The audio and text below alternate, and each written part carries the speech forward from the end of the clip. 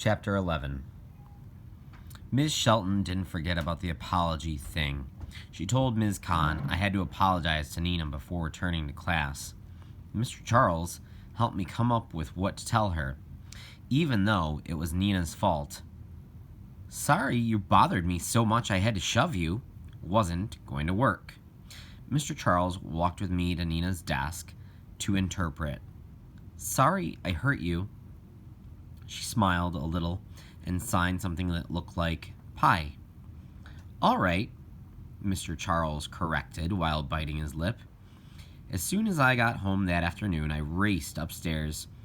Finally, I'd have my radios back. Some of them, anyway.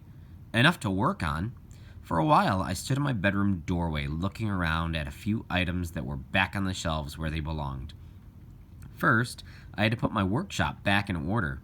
Mom had returned the tools and parts, but didn't know where anything belonged. The Admiral set was too heavy for me to drag into my room, so I sat on the closet floor with my screwdriver. After I opened the back panel, I sat there for a minute and stared at the dust-covered parts. The work would go faster if I didn't have my thick leather gloves on, but I told my parents I'd always wear them. Unplugged or not, the radios I worked on weren't as safe as the new models. Back when that old stuff was made, it was your own dumb fault if you died of electrocution. At first glance, I could tell that at least a couple of vacuum tubes weren't any good.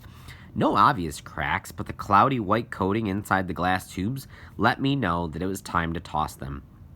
They'd look pretty on a Christmas tree, but I'd thrown them into the recycling bin. Mom had told me enough already with the busted vacuum tube ornaments. Even so, that old set turned out to be worth all the trouble. When I finished cleaning and testing of the tubes, I had 5 good ones. No guarantee they'd fit the Zenith radio, though. Sometimes parts that looked like they'd match up perfectly turned out not to fit at all. But it worked. The new tubes slid into place there like they belong there. Before screwing on the back panel of the Zenith, I checked everything one more time, then plugged it in. Then I stood there admiring the radio. Whenever I was pretty sure a radio was fixed, I liked to wait a minute before turning it on. It was like closing a really good book just before the final page to make it last.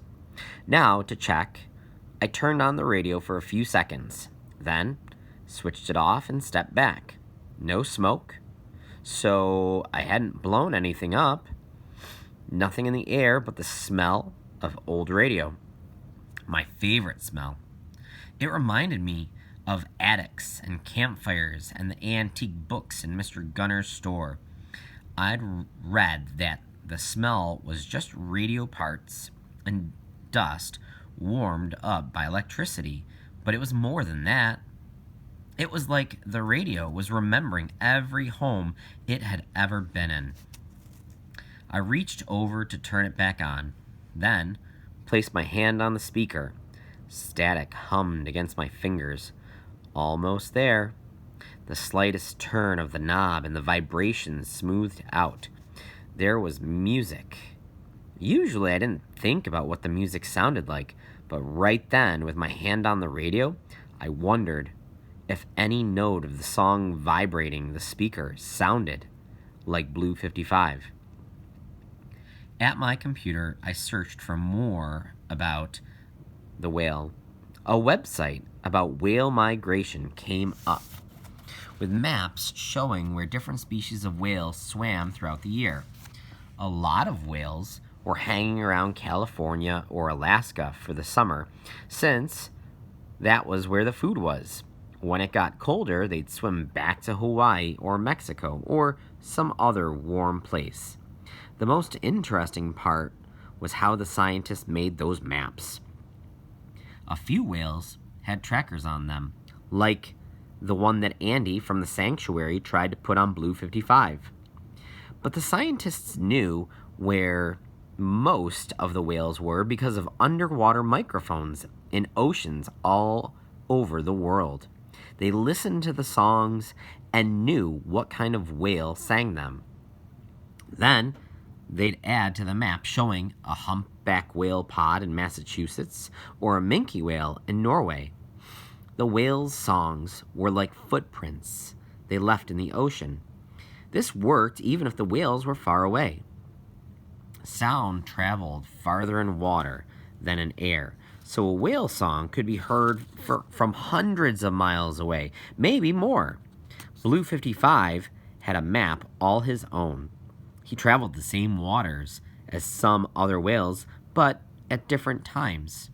Sometimes there were gaps in his route when no microphone picked up his song. Either he wasn't singing then, or other noise in the ocean drowned out his calls. A dotted blue line on the map showed the best guess of where he was. Sometimes he took a completely different route, one that no other whale ever did. The lines on the other whales' maps were smooth, curving up or down coastlines. Blue 55 took a more jagged route.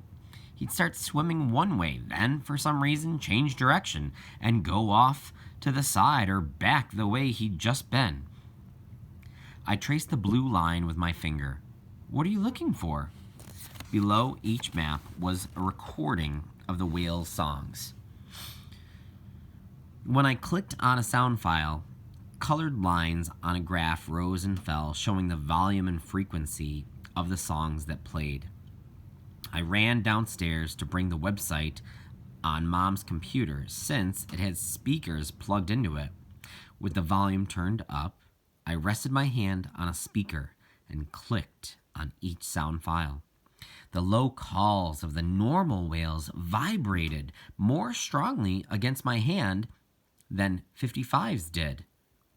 It didn't feel like a huge difference, though. I wished I could understand the songs and figure out what they were saying, or at least why they couldn't talk to one another.